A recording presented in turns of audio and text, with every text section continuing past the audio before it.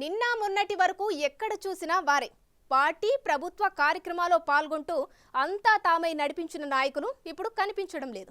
దాంతో మాజీ ముఖ్యమంత్రి సొంత జిల్లాలో ఆ వైసీపీ శ్రేణులు నాయకులపై భగ్గుమంటున్నా అధికారం లేకపోతే ప్రజలు కార్యకర్తలు గుర్తురారా? మిమ్మల్ని నమ్ముకున్న కార్యకర్తలకు కనీసం భరోసా నింపే ధైర్యం కూడా లేదా అని ప్రశ్నిస్తున్నారు. అసలు కడప జిల్లా వైసీపీ నేతలు ఎందుకు సైలెంట్ అయ్యారు? ఉమ్మడి కడప జిల్లా మొన్నటి వరకు వైసీపీ కాంగ్రెస్ కంచుకోట. ఆ మాటకొస్తే 2 దశాబ్దాలుగా ఇక్కడ వైఎస్ కుటుంబం మాటే శాసనం. నాడు వైఎస్ రాజశేఖర రెడ్డిని ఆశీర్వదించిన కడప జిల్లా ప్రజలు వైఎస్ మరణానంతరం వైఎస్ జగన్కు పట్టం కట్టారు. ఉమ్మడి కడప జిల్లాలో 10కి 10 స్థానాలతో పటిష్టంగా ఉన్న పార్టీ నేడు 3 స్థానాలకే పరిమితం కావడం సంచలనమే. గత 2 ఎన్నికల్లో వరుసగా గెలిచిన నేతలు మూడోసారి పరాజయం మూటగట్టుకున్నారు.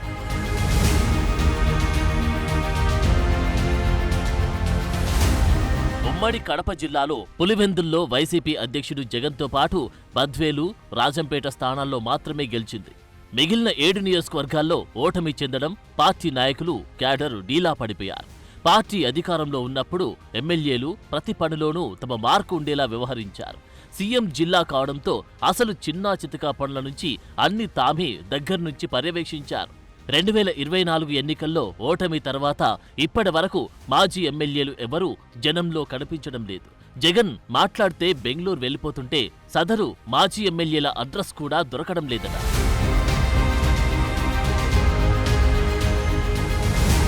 ఆ క్రమంలో పార్టీ నేతల తీరుపై కార్యకర్తలు బగ్గుమంటున్నారట. జమ్మలమడుగు మాజీ ఎమ్మెల్యే సుధీర్ రెడ్డి కార్యకర్తల ఫోన్లకు కూడా రెస్పాండ్ అవ్వడం లేదంట.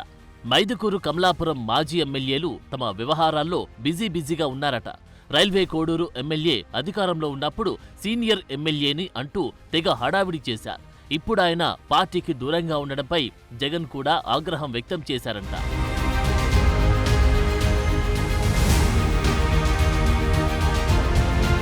గడచిన 5 సంవత్సరాల్లో అధికారం అడ్డుపెట్టుకుని ఊరు వాడ, గుడి బడి, వాగు వంక అని లేకుండా ఎక్కడ చూసినా ఎమ్మెల్యేలు భూకబ్జాలకు పాల్పడ్డారన్న ఆరోపణలున్నాయి.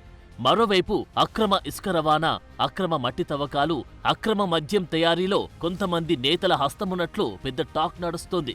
ఎన్నికల ప్రచారం సమయంలో ఒక పక్క నారా లోకేష్, మరొక పక్క చంద్రబాబు నాయుడు కూటమి ప్రభుత్వం ఏర్పడగానే అవినీతికి పాల్పడిన వారిపై కఠిన చర్యలు తీసుకుంటామని పదే పేర్కొన్నారు. ఇప్పుడు ఆ దిశగా యాక్షన్ ప్లాన్ స్టార్ట్ అవడంతో మాజీలంతా భయపడిపోతున్నారంట.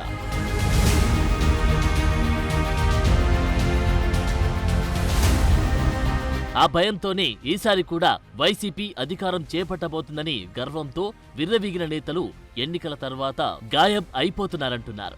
పవర్లో ఉన్నప్పుడు ఎమ్మెల్యేలను చూసుకొని చెలరేగిపోయిన వైసీపీ ద్వితీయ శ్రేణి నేతలు కూడా ఇప్పుడు ప్రజల్లో తిరగడానికి భయపడుతున్నారు. మరి జగన్ సొంత జిల్లాలోనే పరిస్థితి ఇలా ఉంటే మిగిలిన చోట్ల వైసీపీ నేతల పరిస్థితి ఎలా ఉంటుందో అర్థం చేసుకోవచ్చు.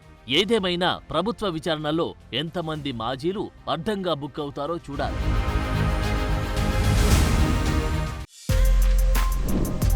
For more videos like this, subscribe Big TV channel.